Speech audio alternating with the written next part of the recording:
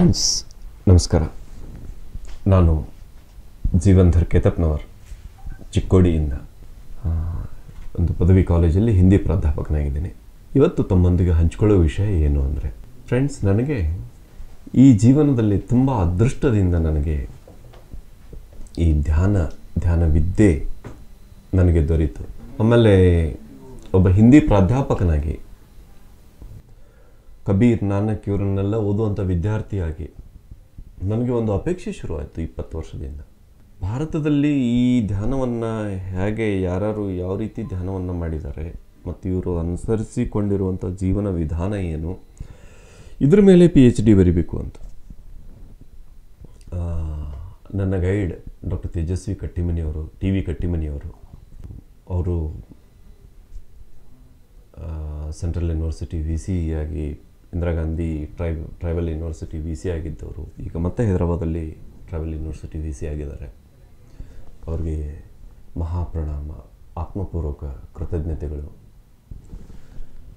ಯಾಕೆಂದರೆ ಇಲ್ಲೊಂದು ವಿಷಯ ಹೇಳ್ತೇನೆ ಫ್ರೆಂಡ್ಸ್, ಯೂಶ್ವಲಿ ಸಾಮಾನ್ಯವಾಗಿ PhD ಮಾಡೋರಿಗೆಲ್ಲ ಗೊತ್ತು. ಅವರು ಸ್ಟಾರ್ಟಿಂಗ್ ನನಗೆ ಡಾಕ್ಟರ್ ಶಿವಾನಂದ ಗಾಳಿಯವರು ಅವರಿಗೆ ಪರಿಚಯ ಮಾಡಿಸಿಕೊಟ್ರು. ಸೊ ಥಟ್ ಅಂತ ಅವರೊಂದು ಟಾಪಿಕ್ ಕೊಟ್ಟರು ನನಗೆ, ಕಟ್ಟಿಮನಿ ಸರ್. ನಾನು ಥಟ್ ಅಂತ ಹೇಳಿದೆ, ಸರ್ ನನಗೆ ಇಂಥ ವ್ಯಕ್ತಿತ್ವ ಕೃತಿತ್ವ ಇವ್ರ ಮೇಲೆ ಹೀಗೆ PhD ಮಾಡೋ ಅಪೇಕ್ಷೆ ಇಲ್ಲ ಸರ್, ನಾನು ಡಿಗ್ರಿಗಾಗಿ PhD ಮಾಡ್ತಾಯಿಲ್ಲ, ನನ್ನ ಹತ್ರ ಒಂದು ಟಾಪಿಕ್ ಇದೆ, ಆ ಟಾಪಿಕ್ ಮೇಲೆ ನಾನು ಮಾಡಬೇಕು. ಅದಕ್ಕೆ ಅವರು ಏನು ಅಂತ ಕೇಳಿದರು.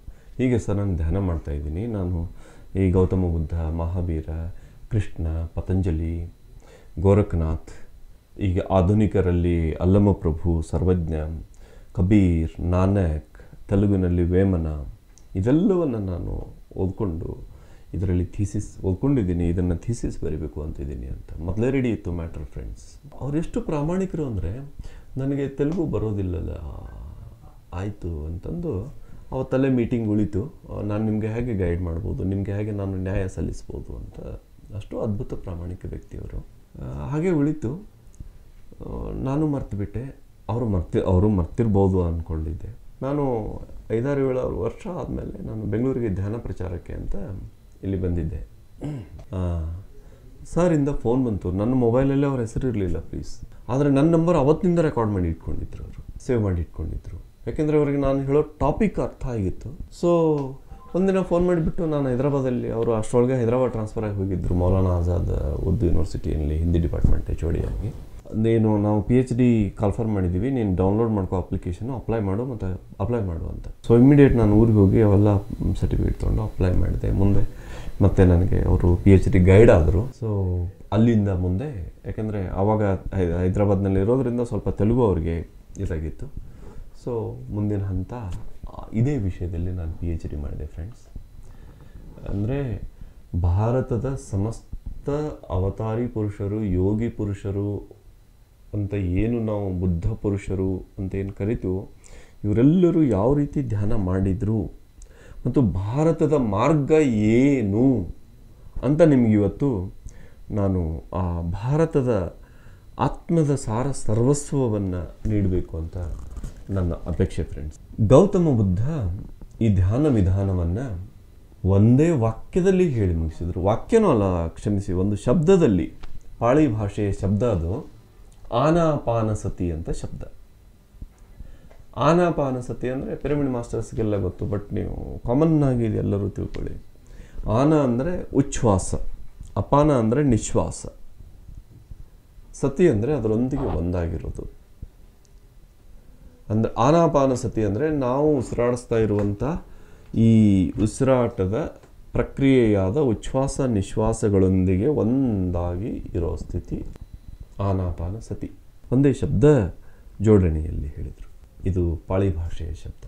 ಅದನ್ನೇ ಅವರು ತಮ್ಮ ಎಲ್ಲ ಶಿಷ್ಯರಿಗೆ ಪ್ರಾಕ್ಟೀಸ್ ಮಾಡಿಸಿದರು, ಅದನ್ನೇ ಗೈಡ್ ಮಾಡಿದರು, ಪ್ರತಿಯೊಬ್ಬರಿಗೂ ಅದನ್ನೇ ಗೈಡ್ ಮಾಡಿ. ಇದು ಬೌದ್ಧ, ಇದು ಪರಂಪರೆಯಲ್ಲಿ ನಾವು ನೋಡಿರುವಂಥದ್ದು ಅಥವಾ ನಾವು ನೋಡಲೇಬೇಕಾದಂಥದ್ದು. ಇದು ಬಿಟ್ಟು ಯಾವ ಮೂರ್ತಿ ಪೂಜೆಗಳು, ಯಾವ ಮಂತ್ರ ತಿರುಗಿಸೋ, ಚಕ್ರ ತಿರುಗಿಸೋ ವಿಧಾನಗಳಲ್ಲ. ಇನ್ನು ಜೈನ ಧರ್ಮದ 24ನೇ ತೀರ್ಥಂಕರ ಮಹಾವೀರರು ಆ ಎಲ್ಲ ಜೈನ ಧರ್ಮದ ಕ್ರೋಢೀಕರಣ ಗ್ರಂಥಗಳನ್ನು ಓದಿದಾಗ ಮಹಾವೀರ ಟೀಚಿಂಗ್ಸಲ್ಲಿ ಬರುತ್ತೆ ಫ್ರೆಂಡ್ಸ್. ಅವರ ಟೀಚಿಂಗ್ಸನ್ನು ಒಟ್ಟು ಒಂದೇ ಶಬ್ದದಲ್ಲಿ ಕೂಡ ಹೇಳ್ಬೋದು. ಬಟ್ ಅವರು ತಮ್ಮ ಶಿಷ್ಯರಿಗೆ ಯಾವ ರೀತಿ ಮೆಡಿಟೇಷನ್ ಟೀಚ್ ಮಾಡಿದರು ಅಂದರೆ, ಅವ್ರು ಹೇಳಿದ್ದು ಪಲಿಯಂಕಂ ಬಂದೇಯುಂ ನಿಷಿದ್ಧ ಮಣವಯಣ ಕಾಯವಾವಾರೋ ನಾಸಗ್ಗ ನಿಮಿಯನೇಣೋ ಮಂದಿಕಯ ಸಾಸಣಿ ಸಾಸೋ ಅಂತ. ಅಂದರೆ ಅದು ಪ್ರಾಕೃತ ಭಾಷೆಯಲ್ಲಿ ಅವರ ಗೌತಮ ಬುದ್ಧ ಹೇಗೆ ಪಾಳಿ ಭಾಷೆಯಲ್ಲಿ ಟೀಚ್ ಮಾಡಿದರೋ, ಮಹಾವೀರರು ಹಾಗೆ ಪ್ರಾಕೃತ ಭಾಷೆಯಲ್ಲಿ, ಪ್ರಾಕೃತ ಅಂದರೆ ನ್ಯಾಚುರಲ್ ಲ್ಯಾಂಗ್ವೇಜಲ್ಲಿ, ಪ್ರಕೃತಿ ಸಹಜ ನ್ಯಾಚುರಲ್ ಲ್ಯಾಂಗ್ವೇಜಲ್ಲಿ ಟೀಚ್ ಮಾಡಿದರು. ಏನಂದರೆ ಪಲಿಯಂಕಂ ಬಂದೇವುಂ ಅಂದರೆ ಸ್ಥಿರವಾದ ಸುಖವಾದ ಆಸನವನ್ನು ಹಾಕಿ, ನಿಷಿದ್ಧ ಮಣವಯಣ ಕಾಯವಾವಾರೋ ಮನ ಅಂದರೆ ಈ ಆಲೋಚನೆಗಳ ಚಟುವಟಿಕೆಗಳನ್ನು, ಮನಸ್ಸಿನ ಚಟುವಟಿಕೆಗಳನ್ನು ನಿಷೇಧಗೊಳಿಸೋದು. ವಯಣ ಅಂದರೆ ವಚನದ ಚಟುವಟಿಕೆ, ಕಾಯ ಅಂದರೆ ದೇಹ, ಮನ ವಚನ ಕಾಯ ಅಂದರೆ ದೈಹಿಕ ಚಟುವಟಿಕೆಗಳನ್ನು ಸ್ಥಗಿತಗೊಳಿಸಿ, ಮಾತಿನ ಚಟುವಟಿಕೆಗಳನ್ನು ಸ್ಥಗಿತಗೊಳಿಸಿ, ಮಾನಸಿಕ ಆಲೋಚನೆಗಳ ಚಟುವಟಿಕೆಗಳನ್ನು ಸ್ಥಗಿತಗೊಳಿಸಿ. ನಿಷಿದ್ಧ ಮಣವಯಣ ಕಾಯವಾವಾರೋ ನಾಸಗ್ಗ ನಿಮಿಯನಯಣೋ. ಇಲ್ಲೊಂದು ಅವರು ಹಿ ಆ್ಯಡೆಡ್ ಅಂತರ್ದೃಷ್ಟಿಯನ್ನು ನಾಸಿಕದ ಅಗ್ರಭಾಗದಲ್ಲಿಟ್ಟು. ಫ್ರೆಂಡ್ಸ್, ದಯವಿಟ್ಟು ಈ ಟೀಚಿಂಗ್ ಮೂಲಕ ದಯವಿಟ್ಟು ನೆನಪಿಟ್ಕೊಳ್ಳಿ. ಏನಂದರೆ ನಾಸಿಕದ ಅಗ್ರಭಾಗ ಅಂದರೆ ನಾವೆಲ್ಲರೂ ಕಾಣಿಸ್ತಾ ಇರುವಂಥ ಮೂಗಿನ ತುದಿ ಅಂತ ಹೀಗೆ ನಾವು ಎಲ್ಲರೂ ತಿಳ್ಕೊಂಡಿದ್ದೀವಿ. ಇದು ಕಣ್ಣಿಗೆ ಕಾಣಿಸ್ತಾ ಇರುವಂಥ ಇದು. ಫ್ರೆಂಡ್ಸ್, ಇದು ಮೂಗಿನ ತುದಿ ಅಲ್ಲ, ಇದು ಮೂಗಿನ ಬೇಸ್ ಪಾಯಿಂಟ್. ಅಗ್ರಭಾಗ ಅಂದರೆ ಹೀಗೆ ಮೇಲೆ ಹೋಗಿ ಎಲ್ಲಿ ನಾಸಿಕಾ ಪಾಯಿಂಟ್ ಎಂಡ್ ಆಗುತ್ತೋ ಆ ಪಾಯಿಂಟ್, ಭ್ರುಕುಟಿಯ ಮಧ್ಯೆ ಇರುವಂಥ ಪಾಯಿಂಟ್. ಇಲ್ಲಿ ನೋಡಿ, ಉಸಿರು ತಗೊಂಡು ಎಲ್ಲಿ ಇಲ್ಲಿಂದ ಟರ್ನ್ ಆಗುತ್ತೆ, ಉಸಿರು ಒಳಗಡೆ ಹೋಗುತ್ತೆ, ಇಲ್ಲಿ ಬಂದು ಇಲ್ಲಿಂದ ಉಸಿರು ಹೊರಗಡೆ ಬರುತ್ತೆ. ಮೂಗಿನ ತುದಿಯ ಎಲುಬು ಇಲ್ಲಿಯವರೆಗಿದೆ ಅಂತ ಇಲ್ಲಿ ನಾವು ಸಪ್ಪಳ ಮಾಡ್ಬೋದಲ್ಲಿ, ಅಥವಾ ಭ್ರಾಮರಿ ಮಾಡ್ಬೋದು. ಆ ಭ್ರಾಮರಿ ಮಾಡುವ ಪಾಯಿಂಟಲ್ಲಿ ನಾಸಿಕದ ಅಗ್ರಭಾಗ ಇದೆ. ಅಂತ ನಾವು ಹಮ್ಮಿಂಗ್ ಸೌಂಡ್ ಮಾಡ್ಬೋದು ಅಲ್ಲಿಂದ. ನಾಸಿಕದ ಅಗ್ರಭಾಗ ಅಂದರೆ ಇಲ್ಲಿ. ನಾಸಗ್ಗ ನಿಮಿಯನಯಣೋ ಅಂತರ್ದೃಷ್ಟಿಯನ್ನು ನಾವು ನಾಸಿಕದ ಅಗ್ರಭಾಗದಲ್ಲಿಟ್ಟು. ಫ್ರೆಂಡ್ಸ್, ಈ ರೀತಿ ನಾವು ಅಲ್ಲಿ ದೃಷ್ಟಿಯನ್ನಿಟ್ಟಾಗ ಕೆಲವರಿಗೆ ಅರ್ಧ ಕಣ್ಣು ಓಪನ್ ಆಗ್ಬೋದು. ನಮ್ಮ ದೃಷ್ಟಿಯಲ್ಲಿ ಇಲ್ಲಿ ಇರುತ್ತೆ. ಆಟೋಮೆಟಿಕಲ್ಲಿ ಅದು ತನ್ನಷ್ಟಕ್ಕೆ ತಾನೇ ಧ್ಯಾನ ಪ್ರಕ್ರಿಯೆಯಲ್ಲಿ ಹೋಗುವಂಥ ಸ್ಥಿತಿ ಅದು. ನಾಸಗ್ಗ ನಿಮಿಯನಯಣೋ, ದೃಷ್ಟಿಯನ್ನು ಇಲ್ಲಿ ನಾಸಿಕದ ಅಗ್ರಭಾಗದಲ್ಲಿ ಭ್ರುಕುಟಿಯ ಮಧ್ಯೆ ಇಟ್ಟು ಏನು ಮಾಡಬೇಕು ಅಂತ ಸ್ಪಷ್ಟವಾಗಿ ಹೇಳಿದ್ದಾರೆ ಅವರು. ಮಂದೀಕಯ ಸಾಸಣಿ ಸಾಸೋ, ಮಂದವಾದ ಉಚ್ಛ್ವಾಸ ನಿಶ್ವಾಸವನ್ನು ಗಮನಿಸಿ. Very simple. ನೋಡಿ, ಉಚ್ಛ್ವಾಸ ನಿಶ್ವಾಸವನ್ನು ಗಮನಿಸ್ತಿದ್ದಂತೆ ಎರಡೂ ಉಚ್ಛ್ವಾಸ ಮತ್ತು ನಿಶ್ವಾಸ ಎರಡೂ ಅವು ಒಂದು ಹಂತದಲ್ಲಿ ಮಂದವಾಗಿ ಭ್ರುಕುಟಿಯ ಮಧ್ಯೆ ಲೀನವಾಗುವ ಸ್ಥಿತಿ ಒಳಗೆ ಅವು ಬರ್ತವೆ.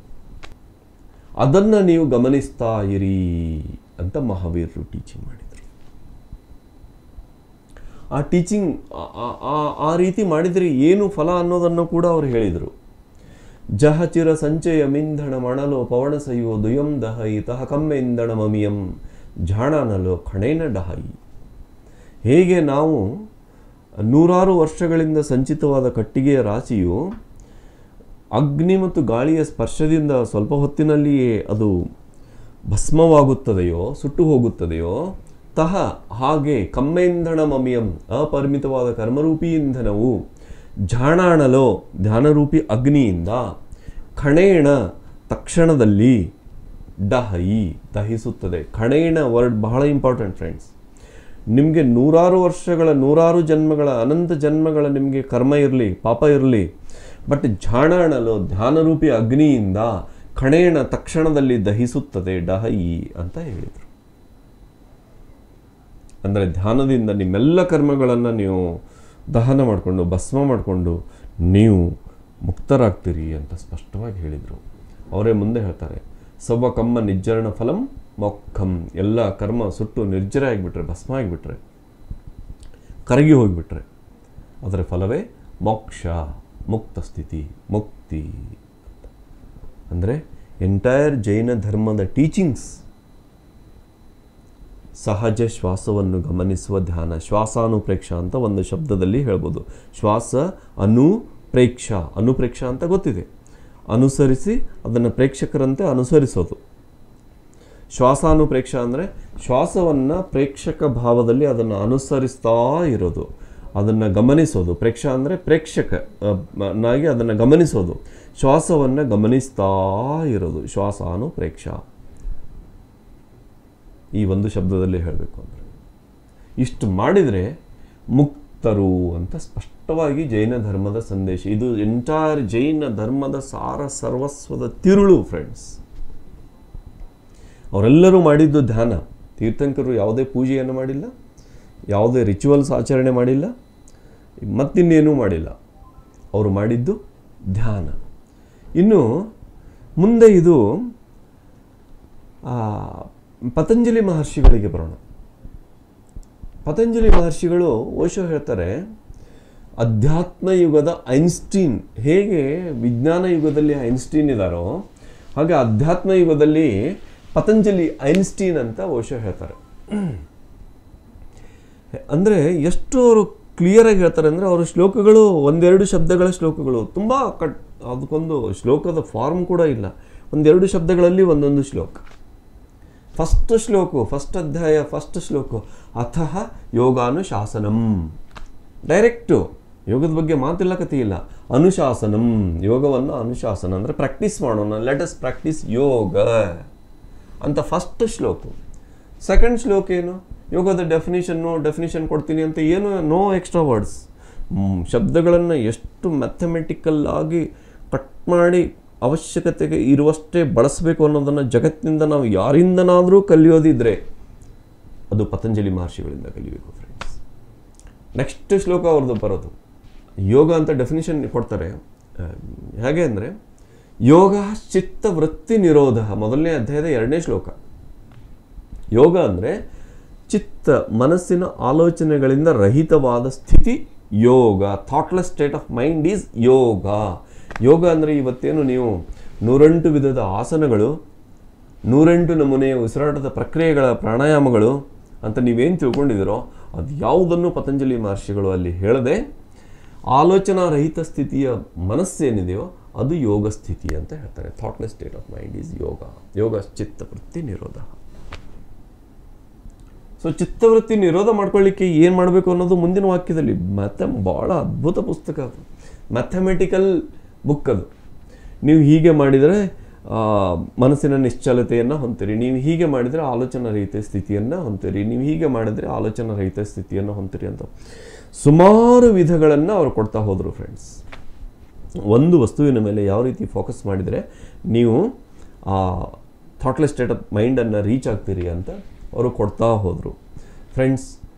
ಅದರಲ್ಲಿ ಅವರು ಹೇಳಿರೋದು ಉಸಿರನ್ನು ಹೊರಗೆ ಬಿಡುವ ಮೂಲಕ. ಮತ್ತು ಇನ್ನೊಂದು ಶ್ಲೋಕ, ಇಷ್ಟ ಶ್ಲೋಕ ಇದು, ಉಸಿರನ್ನು ಒಳಗೆ ತಗೊಳ್ಳೋ ಮೂಲಕ. ಇನ್ನೊಮ್ಮೆ ಪತಂಜಲಿಯನ್ನು ಅದನ್ನೇ ಫೋಕಸ್ ಮಾಡಿ ಹೇಳುವಾಗ ಆ ಶ್ಲೋಕವನ್ನು ನೆನಪು ಮಾಡ್ಕೊಂಡು ಬರ್ತೀನಿ ಫ್ರೆಂಡ್ಸ್. ಇವೆರಡು ಶ್ಲೋಕ ನೋಡ್ರಿ, ಉಸಿರನ್ನು ಹೊರಗೆ ಬಿಡುವ ಮೂಲಕ, ಉಸಿರನ್ನು ಒಳಗೆ ತಗೊಳ್ಳೋ ಮೂಲಕ. ಅರೆ, ನೋ ಅಡಿಷನಲ್ ಪಾಯಿಂಟ್. ಕೂತ್ಕೊಳ್ರಿ, ನೋಡೋಣ ಒಂದು ಕ್ಷಣ. ಉಸಿರನ್ನು ಹೊರಗೆ ಬಿಡ್ರಿ, ಉಸಿರನ್ನು ಒಳಗೆ ತಗೋರಿ, ಮಾತು ಖತಮ್, ಮಾತು ಮುಗೀತು. ಇಷ್ಟೆಲ್ಲವನ್ನ ಬೇರೆ ಬೇರೆ ವಸ್ತುಗಳ ಮೇಲೆ ಫೋಕಸ್ ಮಾಡ್ತಾ ಒಂದು ಅಧ್ಯಾಯದಲ್ಲಿ ಹೇಳ್ತಾ ಹೋಗ್ತಾರೆ. ಅದರಲ್ಲಿ ಅತ್ಯಂತ ಸುಲಭವಾದದ್ದು, ಏನೂ ಕಷ್ಟ ಇಲ್ಲದೆ ಇರೋದು, ಕಣ್ಮುಚ್ಚಿ ಉಸಿರನ್ನು ಹೊರಗೆ ಬಿಡುವ ಮೂಲಕ, ಉಸಿರನ್ನು ಒಳಗೆ ಪಡೆಯುವ ಮೂಲಕ, ತಗೊಳ್ಳೋ ಮೂಲಕ ಅಂತ. ಇದು ಪತಂಜಲಿ ಮಹರ್ಷಿಗಳು ಹೇಳಿದ್ದು. ಆಮೇಲೆ ಶ್ರೀಕೃಷ್ಣ ಹೇಳ್ತಾರೆ, ಸ್ಪರ್ಶಾನ್ ಕೃತ್ವ ಬೈರ್ಬಾಯಾಂಶ್ಚಕ್ಷುಶ್ಚೈವಾಂತರೇ ಭ್ರುವೋ ಪ್ರಾಣಾಪಾನೋ ಸಮೋ ಕೃತ್ವ ನಾಸಾಭ್ಯಂತರಚಾರಿಣೌ ಯತೇಂದ್ರಿಯ ಮನೋಬುದ್ಧಿರ್ಮುನಿರ್ ಮೋಕ್ಷಪರಾಯಣಃ ವಿಗತೇಚ್ಛಾ ಭಯಕ್ರೋಧೋ ಯಸ್ ಸದಾ ಮುನಿ ಮುಕ್ತ ಏವಸ ಅಂತ ಸ್ಪಷ್ಟವಾಗಿ ಶ್ರೀಕೃಷ್ಣ ಅದರಲ್ಲಿ ಹೇಳ್ತಾರೆ. ಏನಂದರೆ, ನಾವು ಉಸಿರನ್ನು ಯಾವ ರೀತಿ ತಗೋಬೇಕು. ಸ್ಪರ್ಶಾನ್ ಕೃತ್ವ ಬಹಿರ್ಬಾಹ್ಯಾಂಶ್ಚಕ್ಷುಶ್ಚೈವಾಂತರೇ ಭ್ರುವೋ. ಇಲ್ಲಿ ಸ್ಪರ್ಶಾನ್ ಕೃತ್ವ ಬಹಿರ್ಬಾಹ್ಯಾಂಶ್ಚಕ್ಷುಶ್ಚೈವಾಂತರೇ ಭ್ರುವೋ ಪ್ರಾಣಾಪಾನೌ ಸಮೌ ಕೃತ್ವ ನಾಸಾಭ್ಯಂತರಚಾರಿಣೌ ಪ್ರಾಣ ಅಪಾನ ಇವೆರಡನ್ನು ಸಮಾನಕೃತ್ವ. ನೋಡ್ರಿ, ಪ್ರಾಣ ಸಮಕೃತ್ವ, ಉಸಿರು, ಈ ಪ್ರಾಣ ಮತ್ತು ಅಪಾನ, ಉಚ್ಛ್ವಾಸ ಮತ್ತು ನಿಶ್ವಾಸ ಇವೆರಡನ್ನು ಸಮಗೊಳಿಸಿ. ಅಂದರೆ ಈಗ ಹೇಳಿದ್ರಲ್ಲ, ಮಂದಿಕೆಯ ಸಾಸಣಿ ಸಾಸಂ, ಮಂದವಾದ ಉಸಿರು, ಇವೆರಡೂ ಸಮವಾದ ಉಸಿರು, ಪ್ರಾಣ ಅಪಾನ, ಉಚ್ಛ್ವಾಸ ನಿಶ್ವಾಸ ಇವೆರಡನ್ನ ಸಮಗೊಳಿಸಿ.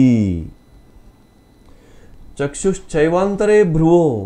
ನೋಡ್ರಿ, ನಮ್ಮ ಭ್ರುಕುಟಿಯ ಮಧ್ಯದಲ್ಲಿ ನಾವು ಇವೆರಡನ್ನ ಸಮಗೊಳಿಸಿ. ಎಷ್ಟು ನಾಸಾಭ್ಯಂತರ ಚಾರಿಣವು, ಈ ನಮ್ಮ ಮೂಗಿನೊಳಗೆ ಆಡ್ತಾ ಇರುವಂಥ ಈ ಉಸಿರನ್ನು ನಾವು ಸಮಗೊಳಿಸಿ. ಯತೇಂದ್ರಿಯ ಮನೋಬುದ್ಧಿರ್ ಮುನಿರ್ ಮೋಕ್ಷಪರಾಯಣ.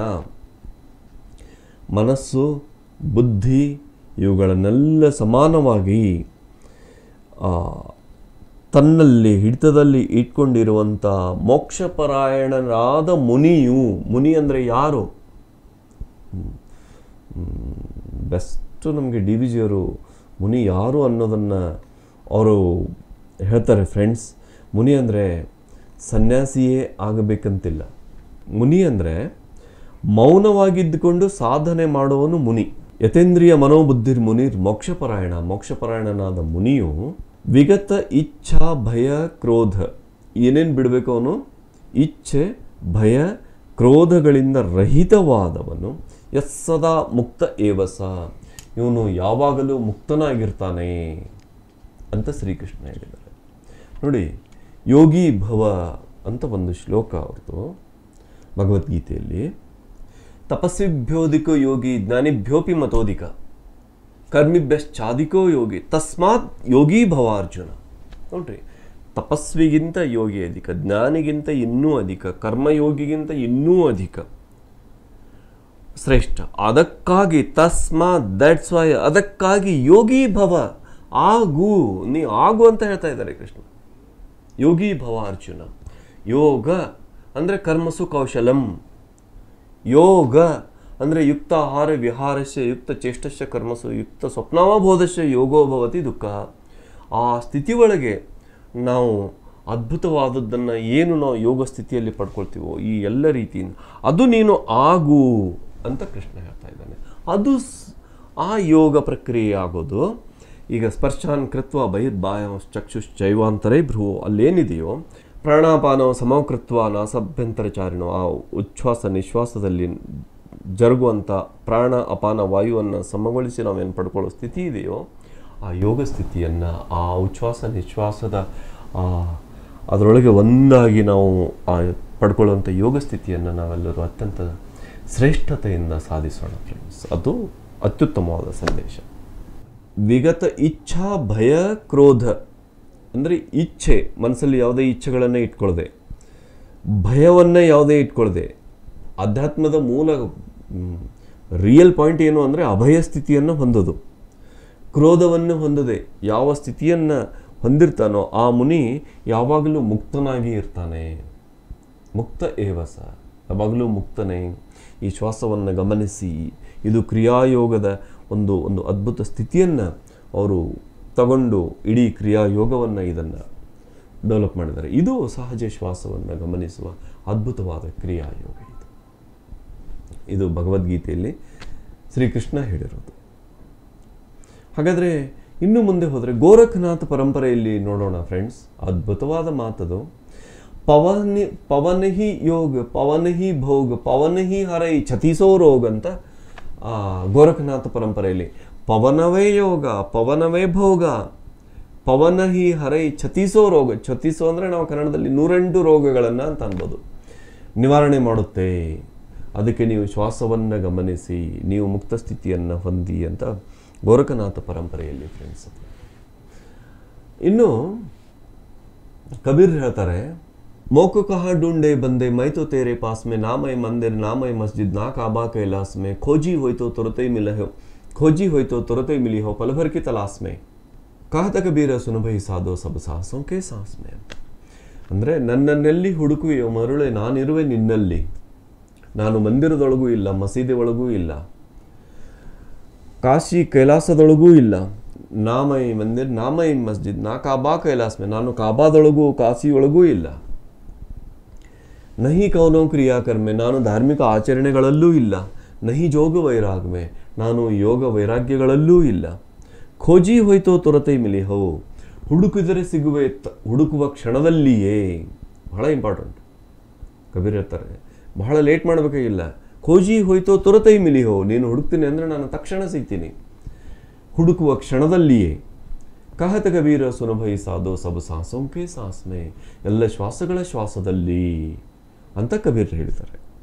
ಗುರು ನಾನಕರು ಹೇಳಿದ್ದಾರೆ. ಕಬೀರ ನಂತರ ಉತ್ತರ ಭಾರತದಲ್ಲಿ ಒಂದೇ ಲೈನಲ್ಲಿ ಹೇಳಿಬಿಡ್ತಾರೆ, ಒಂದೇ ವಾಕ್ಯದಲ್ಲಿ ಆನಾಪಾನ ಸತಿ ಅಂತ ಗೌತಮ ಬುದ್ಧ ಹೇಳಿದಂಗೆ ಹೇಳಿಬಿಡ್ತಾರೆ. ಪವನ ಗುರು ಧರತಿ ಮಾತಾ ಆಕಾಶು ಪಿತಾ. ಪವನ ಗುರು, ನಿಮ್ಮ ಉಸಿರೇ ನಿಮ್ಮ ಗುರು, ನಿಮ್ಮ ಗಾಳಿಯೇ ನಿಮ್ಮ ಗುರು, ನಿಮಗೆ ಬೇರೆ ಯಾರೂ ಗುರು ಇಲ್ಲ. ಆ ನಾನಕ್ ದೇವ್ ಅವರ ಹೆಸರಿನ ಹಿಂದೆ ನಾವೆಲ್ಲರೂ ಗುರು ಅಂತ ಜೋಡಿಸಿ ಗುರು ನಾನಕ್ ದೇವ್ ಅಂತ ನಾವು ಕರಿತೀವಿ. ಆ ಗುರು ನಾನಕ್ ದೇವ್ ಅವರೇ ಹೇಳಿದ್ದು, ನಿಮ್ಮ ಗುರು ನಿಮ್ಮ ಪವನ, ನಿಮ್ಮ ಉಸಿರು, ನಿಮ್ಮ ಗಾಳಿ, ನಿಮ್ಮ ಶ್ವಾಸೋಚ್ಛ್ವಾಸ ಅಂತ ಸ್ಪಷ್ಟವಾಗಿ ಅವರು ಹೇಳಿದ್ದಾರೆ. ಪವನ ಗುರು, ಧರತಿ ಮಾತು, ನಮಗೆಲ್ಲ ಬೇರೆ ಬೇರೆ ತಾಯಿ ತಂದೆ ಅಂತಿಲ್ಲ. ಧರತಿ ಮಾತಾ ನಮಗೆ ಮಾತೆ, ಆಕಾಶ ನಮಗೆ ತಂದೆ ಅಂತ ಗುರುನಾನಕ್ ಅವರು ನಮಗೆ ಸ್ಪಷ್ಟವಾಗಿ ಹೇಳಿದ್ದಾರೆ. Then where is Gurudwara? What is Gurudwara? ಆ ಸ್ವರ್ಣ ಮಂದಿರ ನಮಗೆ ಗುರುದ್ವಾರವೇ? ಅಥವಾ ಕಟ್ಟಿರೋ ಬಿಲ್ಡಿಂಗ್ನಲ್ಲಿ ಅದು ಒಳಗಡೆ ಆ ಗ್ರಂಥ ಇಟ್ಟರೆ, ಗ್ರಂಥ ಸಾಹಿಬನ್ನು ಇಟ್ಟು ನಾವು ಪೂಜೆ ಮಾಡಿದರೆ ಗುರುದ್ವಾರವೇ? ಗುರು ನಾನಕ್ ದೇವ್ ಹೇಳ್ತಾರೆ, ಪವನ ಹೀ ಗುರು, ಶ್ವಾಸವೇ ಗುರುವಾದಾಗ ನಮಗೆ ಗುರುದ್ವಾರ ಯಾವುದು? ನಮ್ಮ ನಾಸಿಕಾ ನಮ್ಮ ಗುರುದ್ವಾರ. ನೋಡ್ರಿ, ನಾವು ಈ ಗುರುದ್ವಾರ ಮೂಲಕ ನಾವು ಶ್ವಾಸವನ್ನು ಗಮನಿಸ್ತಾ ಗಮನಿಸ್ತಾ ಗಮನಿಸ್ತಾ ಗಮನಿಸ್ತಾ ಒಳಗೋದಂಗೆ ನಮಗೆ ಅಲ್ಲಿ ಆದಿಪುರುಷ, ಅನಾದಿ ಪುರುಷ, ಸ್ವಯಂಭೂ ಪುರುಷ, ಏಕ್ ಓಂಕಾರ ಸತ್ನಾಮ್ ಅಲ್ಲಿ ನಮಗೆ ದರ್ಶನ ಆಗುತ್ತೆ ಫ್ರೆಂಡ್ಸ್. ನಿರ್ಭೌ, ಅದು ಅಕಾಲ ಮೂರುತ್, ಅಜುನಿ ಸೈವ್, ಇದು ನಮ್ಮೊಳಗೆ ತನ್ನಷ್ಟು ತಾನೇ ಪ್ರಕಟ ಆಗಿಬಿಡುತ್ತೆ.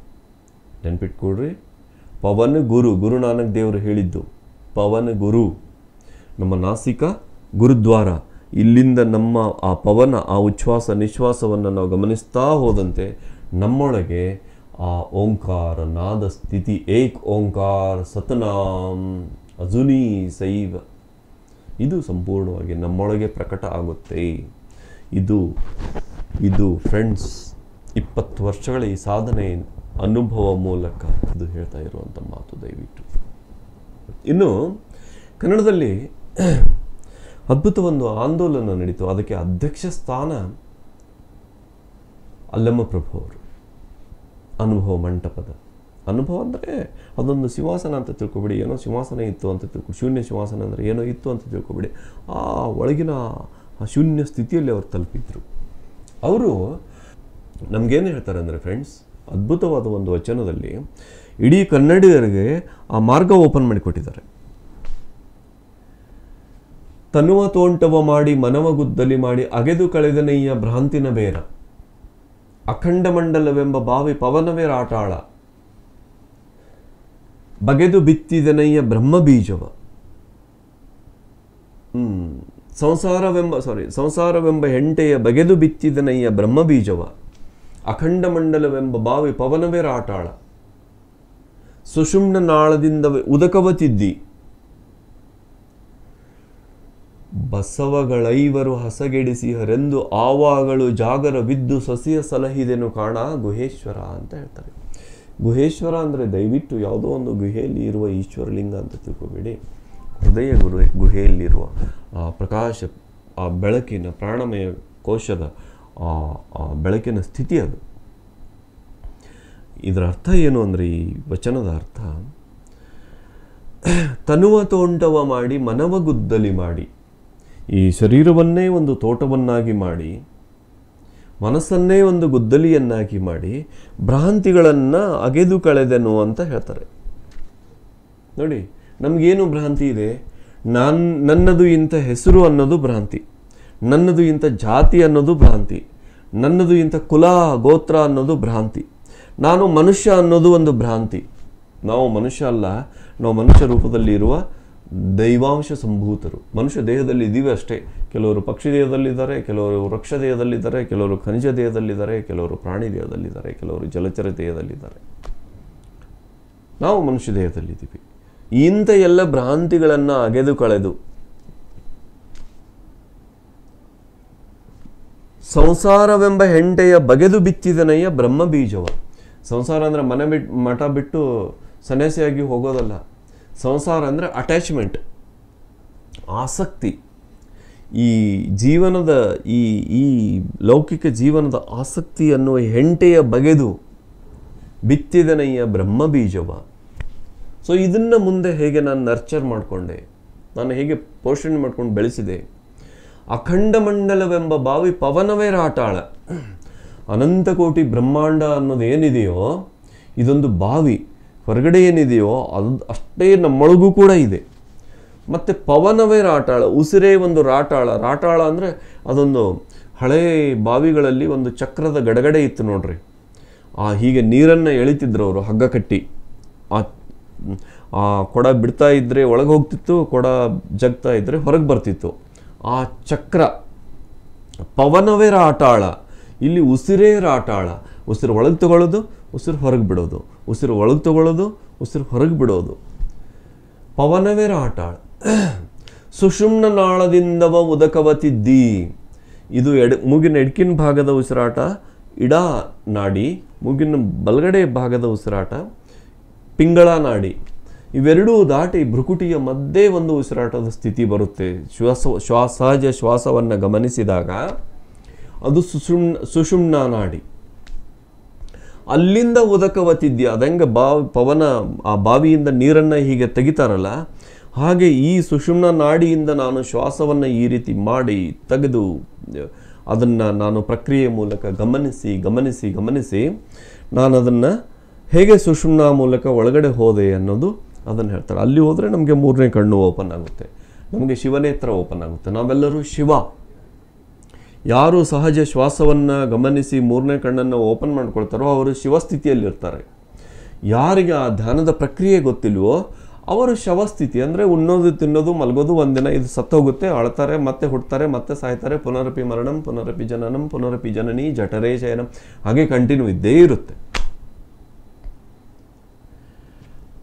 ಇದನ್ನು ಗಮನಿಸಿದಾಗ ಸುಷುಮ್ನ ನಾಳದಿಂದ ಉದಕವತಿದ್ದಿ. ಅಲ್ಲಿ ಒಳಗಡೆ ಆ ಎಚ್ಚರದ ಸ್ಥಿತಿಯನ್ನು, ಭಗವಂತನ ಸ್ಥಿತಿಯನ್ನು, ಬೆಳಕಿನ ಸ್ಥಿತಿಯನ್ನು ಅವ್ರು ಕಂಡುಕೊಂಡ್ರಲ್ಲ, ಪರಮಾತ್ಮನ ಸ್ಥಿತಿಯನ್ನು ಕಂಡುಕೊಂಡ್ರಲ್ಲ, ಅದನ್ನು ಹೇಗೆ ಕಾಪಾಡಿಕೊಂಡೆ ಅನ್ನೋದನ್ನು ಕೂಡ ಹೇಳ್ತಾರೆ. ಬಸವಗಳ ಇವರು ಹಸಗೆಡಿಸಿ ಹರೆಂದು. ಬಸವ ಅಂದರೆ ಇಲ್ಲಿ 5 ಇಂದ್ರಿಯಗಳಿಗೆ ಆ ಎತ್ತುಗಳು ಆ ಹೊಲದಲ್ಲಿ ಬಂದು ನನ್ನ ಬೆಳೆ ಏನಾದರೂ ನಾಶ ಮಾಡ್ತವೆ ಅಂತ ಹಸಗೆಡಿಸಿ ಹವೆಂದು ಆವಾಗಳು ಜಾಗರವಿದ್ದು. ಸಮತೆ ಸೈರಣೆ ಎಂಬ ಬೇಲಿಯ ನಿಕ್ಕಿ. ನೋಡ್ರಿ, ನೋ ಇಮೋಷನ್ಸ್. ನನಗೆ ಹಾನಿ ಆಯಿತು ಅಂತ ದುಃಖ ಇಲ್ಲ, ನನಗೆ ಲಾಭ ಆಯಿತು ಅಂತ ಉದ್ವೇಗ ಉತ್ಸಾಹ ಇಲ್ಲ. ಇವೆರಡೂ ಕೂಡ ಒಂದೇ ನಾಣ್ಯದ 2 ಮುಖಗಳು, ಎನರ್ಜಿ ಡ್ರೈನೇಜ್ ಪಾಯಿಂಟ್ಸ್. ಸಮತೆ ಸೈರಣೆ ಎಂಬ ಬೇಲಿಯ ನಿಕ್ಕಿ. ಸಹನೆ. ಬ್ರಹ್ಮರ್ಷಿ ಪಿತಾಮಹ ಪತ್ರಿಜಿಯವರು ಹೇಳ್ತಾರೆ ನವರತ್ನದಲ್ಲಿ, ಸಹನೆಯೇ ಪ್ರಗತಿ. ಸಮತೆ ಸೈರಣೆ ಅಂದರೆ ಪೇಷನ್ಸ್.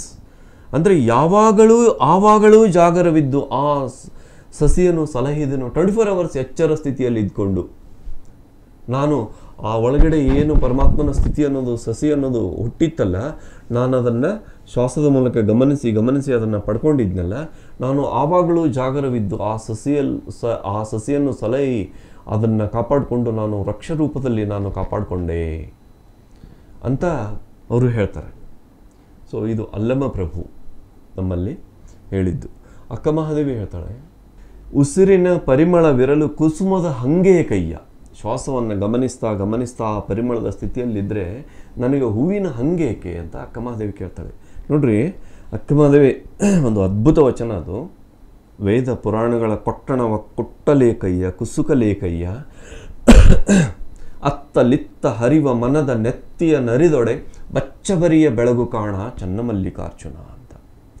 ಮನಸ್ಸನ್ನು ಆ ಕಡೆ ಈ ಕಡೆ ಹೋಗದೆ ಸ್ಥಿರವಾಗಿ ಒಂದು ಸ್ಥಿತಿಯಲ್ಲಿಟ್ಟರೆ ಅದೆಲ್ಲ ಬಚ್ಚಬರಿಯ ಪರಮ ಪ್ರಕಾಶ ಇದೆ ಅಂತ ಸ್ಪಷ್ಟವಾಗಿ ಹೇಳ್ತಾರೆ. ಫ್ರೆಂಡ್ಸ್, ನಾವು ಯಾವುದೇ ಆಚರಣೆಗಳಲ್ಲಿ ಬೀಳದೆ ನಾವು ಶ್ವಾಸವನ್ನು ಗಮನಿಸಿ ಆ ಸ್ಥಿತಿಯನ್ನು ಪಡ್ಕೊಳ್ಬೇಕು ಅಂತ ಸಂದೇಶ. ಸರ್ವಜ್ಞ ಕವಿಯ ಒಂದೆರಡು ಪದ್ಯಗಳನ್ನು ನೋಡೋಣ ಫ್ರೆಂಡ್ಸ್. ಇದು ಕೂಡ ಅದು ಥೀಸಿಸಲ್ಲಿ ಬರೆದಿರುವಂಥದ್ದು. ಆಸನವು ದೃಢವಾಗಿ ನಾಸಿಕಾಗ್ರದಿ ದಿಟ್ಟ ಸೂಸುವ ಮನವ ಘನದಲ್ಲಿ ಇರಿಸಿದನು ಜಗದೀಶ ತಾನಕ್ಕೂ ಸರ್ವಜ್ಞ. ಆಸನವು ದೃಢವಾಗಿ, ಪತಂಜಲಿ ಮಹರ್ಷಿಗಳು ಹೇಳ್ತಾರಲ್ಲ, ಸ್ಥಿರಂ ಸುಖಂ ಆಸನಂ. ಆಸನವು ದೃಢವಾಗಿ, ನಾಸಿಕಾಗ್ರದಿ, ನಾಸಿಕದ ಅಗ್ರಭಾಗ, ಮತ್ತೆ ಹೇಳ್ತೇನೆ, ನಾಸಿಕದ ಅಗ್ರಭಾಗ ಅಂದರೆ ಇದಲ್ಲ, ಭ್ರುಕುಟಿಯ ಮಧ್ಯೆ ನಾಸಿಕದ ಅಗ್ರಭಾಗ, ನಾಸಿಕಾಗ್ರದಿ ದಿಟ್ಟ ಸೂಸುವ ಮನವ, ಆ ಕಡೆ ಈ ಕಡೆ ಹೋಗುವಂಥ ಮನವನ್ನು ಇಲ್ಲಿ ದಿಟ್ಟವಾಗಿಟ್ಟು ಘನದಲ್ಲಿ ಇರಿಸಿದವನು ಜಗದೀಶ ತಾನಕ್ಕೂ ಸರ್ವಜ್ಞ. ಅವನೇ ಜಗದೀಶ, ಅವನೇ ಪರಮೇಶ್ವರ, ಅವನು ಬಿಟ್ಟರೆ ಜಗದಲ್ಲಿ ಬೇರೆ ಯಾರೂ ಜಗದೀಶ ಇಲ್ಲ ಅಂತ. ಇನ್ನೊಂದು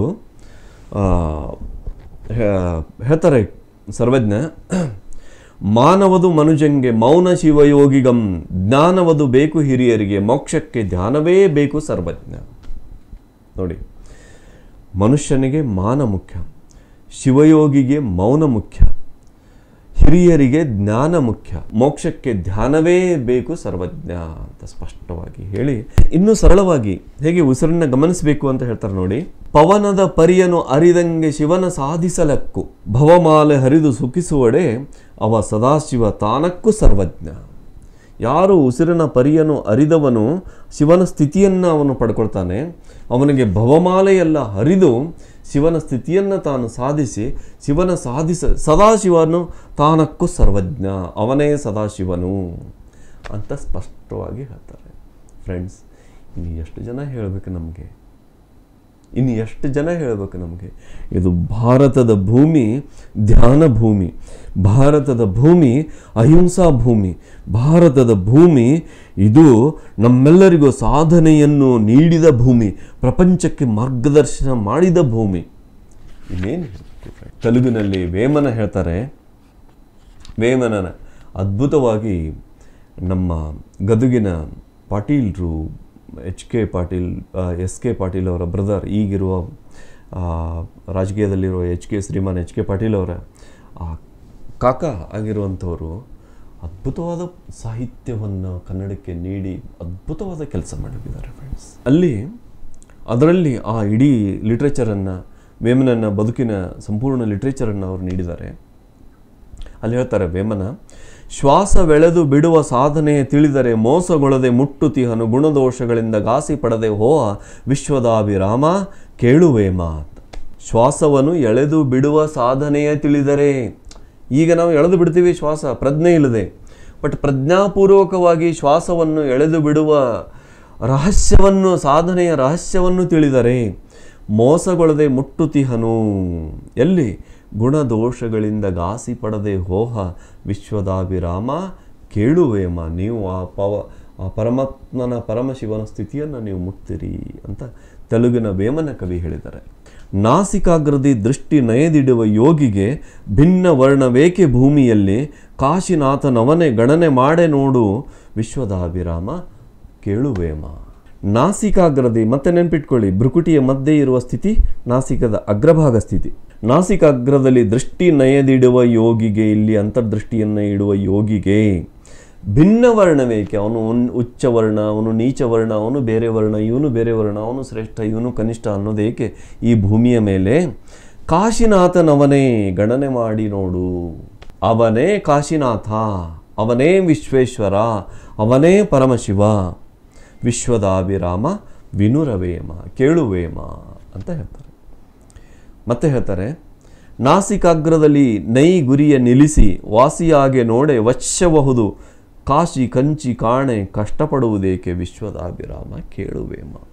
ಅರೆ, ನಾಸಿಕಾಗ್ರದಲ್ಲಿ ಗುರಿಯನ್ನು ನಿಲ್ಲಿಸಿ ನೀವು ಅಲ್ಲೇ ನೋಡೋದಕ್ಕೆ ನೀವು ಸಮರ್ಥರಾದರೆ ವಶ್ಯಬಹುದು, ಎವ್ರಿಥಿಂಗ್ ನಮ್ಮ ವಶದಲ್ಲಿರುವುದು. ಪ್ರತಿಯೊಂದು ನಮ್ಮ ವಶದಲ್ಲಿರುವುದು, ಆ ಪರಮಾತ್ಮನ ಸ್ಥಿತಿ ನಮ್ಮ ವಶದಲ್ಲಿರುವುದು. ಅದಕ್ಕಾಗಿ ನಾವು ಕಾಸಿ, ಕಂಚಿ, ಕಾಣೆ ಅಲ್ಲಿ ಇಲ್ಲಿ ಅಡ್ಡಾಡಿ ತೀರ್ಥಕ್ಷೇತ್ರ ಯಾತ್ರೆ ಮಾಡಿ ಕಷ್ಟಪಡುವುದೇಕೆ ವಿಶ್ವದಾಭಿರಾಮ ಕೇಳುವೇಮ ಅಂತ ಹೇಳ್ತಾರೆ. ಆಮೇಲೆ ವೀರಬ್ರಹ್ಮೇಂದ್ರ ಸ್ವಾಮಿ ಹೇಳ್ತಾರೆ, ಉತ್ತಮೋತ್ತಮ ಉಚ್ಛ್ವಾಸ ನಿಶ್ವಾಸ ಪಂಕ್ತುಲರಸಿತಾನು ಬ್ರಹ್ಮಾಮಗುಟ ಮುಸುಗುಲೋನೆ ಶಿವುಡು ಪೊಸಗಿಯುನ್ನಾಡಯ ಕಾಳಿಕಾಂಬ ಹಂಸ ಕಾಳಿಕಾಂಬ. ಮುಸುಗುಲೋನೆ ಶಿವುಡು ಪೊಸಗಿಯುನ್ನಾಡಯ. ಈ ಉಚ್ಛ್ವಾಸ ನಿಶ್ವಾಸ ಈ ಪಂಕ್ತಿಯಲ್ಲಿ ಶ್ರೇಷ್ಠವಾದ ಪರಬ್ರಹ್ಮ ತತ್ವವಿದೆ. ಇದನ್ನು ಸಾಧನೆಯ ಮೂಲಕ ಅರಸಿ ನಾವು ಬ್ರಹ್ಮರಾಗೋಣ, ತಿಳ್ಕೊಂಡು ನಾವು ಬ್ರಹ್ಮರಾಗೋಣ ಅಂತ ವೀರಬ್ರಹ್ಮೇಂದ್ರ ಸ್ವಾಮಿ ಹೇಳ್ತಾರೆ.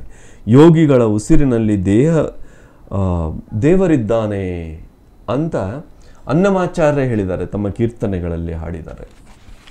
ಫ್ರೆಂಡ್ಸ್, ಇನ್ನೇನು ತಿಳ್ಕೋಬೇಕು ನಾವು, ಎಷ್ಟು ತಿಳ್ಕೋಬೇಕು? ಕನಕದಾಸರು ಒಂದು ಪದ್ಯದಲ್ಲಿ, ಕನಕ ವಿಸ್ಡಮಲ್ಲಿ ಇದನ್ನು ನಾನು ಕೊಟ್ಟಿದ್ದೀನಿ, ಮತ್ತೆ ಕೂಡ ಕೊಡ್ತೀನಿ. ಒಂದು ಪದ್ಯದಲ್ಲಿ ಸಹಜವಾಗಿ ಸಹಜ ಶ್ವಾಸವನ್ನು ಗಮನಿಸಿ ನಾವು ಧ್ಯಾನ ಮಾಡೋಣ ಅಂತ ಅದರಲ್ಲಿ ಸ್ಪಷ್ಟವಾಗಿ ಹೇಳಿದ್ದಾರೆ. ದಯವಿಟ್ಟು ಇದರಲ್ಲಿ ಅದು ಉಲ್ಲೇಖ ಬಂದಿಲ್ಲ, ಕೊಡ್ತೀನಿ. ಇನ್ನೊಂದು ಇದ್ರ ಜೊತೆಗೆ ಫ್ರೆಂಡ್ಸ್, ನಾವೆಲ್ಲರೂ ಅದ್ಭುತವಾಗಿ ತಿಳ್ಕೊಳ್ಳುವಂಥ ಪಾಯಿಂಟ್ ಏನು ಅಂದರೆ, ಭಾರತ ಭೂಮಿ ಶ್ರೀರಾಮ ಶಕ್ತಿಯ, ಸೀತಾಮಾತೆಯ ಚೈತನ್ಯ ಶಕ್ತಿಯ ಭೂಮಿ ಇದು. ಆದರೆ ನಾವು ಶ್ರೀರಾಮನ ಶಕ್ತಿಯನ್ನು ನಾವು ಹೊಂದಬೇಕು, ನಾವು ಶ್ರೀರಾಮ ರಾಜ್ಯವನ್ನು ನಾವು ತರಬೇಕು ಅಂದರೆ, ನಾವು ಶ್ರೀರಾಮ ಆಗಬೇಕು ಅಂದರೆ ಫ್ರೆಂಡ್ಸ್, ಫಸ್ಟ್ ನಾವು ಪವನಪುತ್ರ ಆಗಬೇಕು, ವಾಯುಪುತ್ರ ಆಗಬೇಕು. ಪವನಪುತ್ರ, ವಾಯುಪುತ್ರ ಇದಾದ್ರೇ ನಾವು ರಾಮರಾಜ್ಯವನ್ನು ತರೋದು ಸಾಧ್ಯ ಇದೆ. ಹೇಗೆ ಅನ್ನೋದನ್ನು ನೋಡೋಣ. ಪವನಪುತ್ರ, ವಾಯುಪುತ್ರ ಅಂದರೆ ಏನು? ಆಂಜನೇಯ ಸ್ವಾಮಿಯ ತತ್ವ ಅಂದರೆ ಏನು? ಮನಸ್ಸನ್ನೋದು ಕೋತಿಯ ಜಾತಿ, ಅದನ್ನು ನಾವು ವಾಯುಪುತ್ರ ಮಾಡಬೇಕು, ಪವನಪುತ್ರ ಮಾಡಬೇಕು, ಶ್ವಾಸಪುತ್ರ ಮಾಡಬೇಕು. ನಾವು ಶ್ವಾಸವನ್ನು ಗಮನಿಸಿ ಧ್ಯಾನ ಮಾಡಬೇಕು. ಆವಾಗ ಅದು ಆಂಜನೇಯ ಸ್ವಾಮಿ ಸ್ಥಿತಿಯನ್ನು ತಲುಪುತ್ತೆ. ಆಂಜನೇಯ ಅಂದರೆ ಅಂಜನ ಹಚ್ಕೊಂಡ್ರೆ ಎಲ್ಲ ಕಾಣಿಸುತ್ತೆ ಅಂತ ಹೇಳ್ತಾರಲ್ಲ ಕೆಲವೊಬ್ಬರು. ಹಾಗೆ ನಾವು ಸಮಸ್ತವನ್ನು ನೋಡಿ ತಿಳ್ಕೊಳ್ಳೋ ಶಕ್ತಿಯನ್ನು ನಾವು ಪಡ್ಕೊಳ್ತೀವಿ. ಹಾಗೆ ನಾವು ಪ್ರತಿಯೊಬ್ಬರು ಪವನಪುತ್ರ ಆಗಬೇಕು ಫ್ರೆಂಡ್ಸ್, ವಾಯುಪುತ್ರ ಆಗಬೇಕು, ಶ್ವಾಸಪುತ್ರ ಆಗಬೇಕು. ಅಂದರೆ ನಾವು ಶ್ವಾಸವನ್ನು ಗಮನಿಸಿ ಧ್ಯಾನ ಮಾಡಬೇಕು. ಆವಾಗ ನಾವು ಆಂಜನೇಯ ಸ್ವಾಮಿ ಸ್ಥಿತಿಯಲ್ಲಿ ಬರ್ತೀವಿ.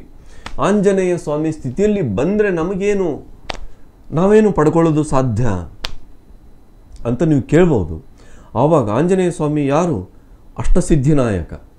ಅಣಿಮ, ಮಹಿಮ, ಗರಿಮ, ಲಘಿಮ, ಪ್ರಾಪ್ತಿ, ಪ್ರಾಕಮ್ಯ, ಇಸಿತ್ವ, ವಶಿತ್ವ, ಅಷ್ಟಸಿದ್ಧಿಗಳು ಆಂಜನೇಯ ಸ್ವಾಮಿಗೆ. ಆ ಸ್ಥಿತಿಯನ್ನು ನಾವು ಪಡ್ಕೊಳ್ತೀವಿ. ಆಮೇಲೆ ಆವಾಗ ನೋಡಿ ನಾವು ಏನು ಮಾಡ್ತೀವೋ ಅದು ಫೈನಲ್. ಅಷ್ಟು ನಮ್ಮೊಳಗೆ ಶಕ್ತಿ ಇರುತ್ತೆ. ಹಾಗಾದರೆ ಮತ್ತಿನ್ನೇನು ಅಂತ ನೀವು ನೋಡ್ಬೋದು. ಆಂಜನೇಯ ಸ್ವಾಮಿ ಸ್ಥಿತಿಯಲ್ಲಿ ನಾವಿದ್ರೆ ಏನು ಅಂದರೆ, ಹಿಂದಿಯಲ್ಲಿ ಹೇಳ್ತಾರೆ ಬಜರಂಗ ಬಲಿ ಅಂತ. ಬಜರಂಗ ಬಲಿ ಅಂದರೆ ಏನು ಅಂತ ತಿಳ್ಕೊಂಡ್ಬಿಡ್ರಿ ಪ್ಲೀಸ್. ಬಜರಂಗ ಬಲಿ ಅಂದರೆ ಅದು ಸಂಸ್ಕೃತ ಶಬ್ದ ವಜ್ರಂಗ ಬಲಿ ಅಂತ. ಅದು ತದ್ಭವ ಶಬ್ದ ಬಜರಂಗ ಬಲಿ, ತತ್ಸಮ ತದ್ಭವ. ವಜ್ರಂಗ ಬಲಿ ಅಂದರೆ ವಜ್ರ ಪ್ಲಸ್ ಅಂಗ ಪ್ಲಸ್ ಬಲಿ. ವಜ್ರದಂತಹ ಅಂಗವುಳ್ಳ ವೀರ, ದೇಹವುಳ್ಳ ವೀರ, ವಜ್ರಂಗ ಬಲಿ.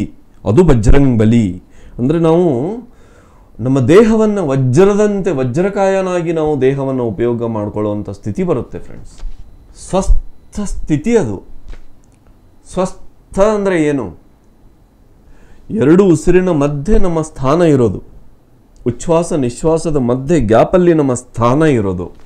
ಆ ಸ್ಥಾನದಲ್ಲಿ ನಾವು ಸ್ವಸ್ಥಾನ, ಅದು ನಾವು ಸ್ವಸ್ಥ, ಆ ಸ್ವಸ್ಥಾನದಲ್ಲಿ ಸ್ಥಗಿತ ಆಗಿರೋದು, ಸ್ಥಿತ ಆಗಿರೋ ಸ್ಥಿತಿ ಸ್ವಸ್ಥ ಸ್ಥಿತಿ. ಯಾರು ಸ್ವಸ್ಥಾನದಲ್ಲಿ ಸ್ಥಗಿತ ಆಗಿದ್ದಾರೋ, ಸ್ಥಿತ ಆಗಿರ್ತಾರೋ ಅವರು ಸ್ವಸ್ಥರು, ಅವರು ಸ್ವಾಸ್ಥ್ಯವನ್ನು ಹೊಂದಿರ್ತಾರೆ. ಇದಕ್ಕಿಂತ ಸ್ವಾಸ್ಥ್ಯದ ಬೆಸ್ಟ್ ಡೆಫಿನಿಷನ್ ಇನ್ನೇನು ಬೇಕು ನಿಮಗೆ? ಸೊ ಈ ಸ್ಥಿತಿಯಲ್ಲಿ ನಾವಿದ್ದು ಆವಾಗ ನಾವು ಶ್ರೀರಾಮ ಸ್ಥಿತಿಯನ್ನು ಹೊಂದ್ತೀವಿ, ರಾಮರಾಜ್ಯವನ್ನು ತರ್ತೀವಿ.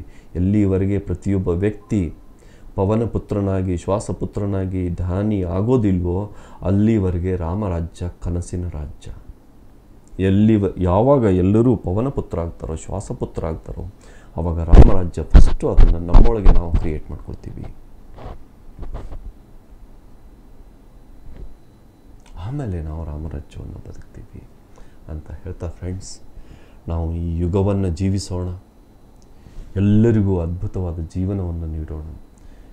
ಇವರೆಲ್ಲ ಯೋಗಿಗಳು ಶಾಕಾಹಾರವನ್ನು, ಅಹಿಂಸೆಯನ್ನು, ಕರುಣೆಯನ್ನು, ಪ್ರೇಮವನ್ನು, ಮೈತ್ರಿ ಗುಣವನ್ನು ಬೋಧಿಸಿದವರು. ಅದು ಇನ್ನೊಂದು ಪಾರ್ಟ್ ಆಗುತ್ತೆ. ಮತ್ತೆ ನೋಡೋಣ, ಈ ಸಹಜ ಶ್ವಾಸವನ್ನು ಗಮನಿಸುವ ಧ್ಯಾನ ವಿಧಾನ, ಇದು ಭಾರತದ ಧ್ಯಾನ ವಿಧಾನ. ಇದನ್ನು ನಾವೆಲ್ಲರೂ ಬದುಕುವ ಮೂಲಕ ಭಾರತವನ್ನು ಪುನಃ ಸ್ವರ್ಣಯುಗಕ್ಕೆ ತರೋಣ ಅಂತ ಈ ಸಂದರ್ಭದಲ್ಲಿ ಸಂದೇಶ ನೀಡ್ತಾ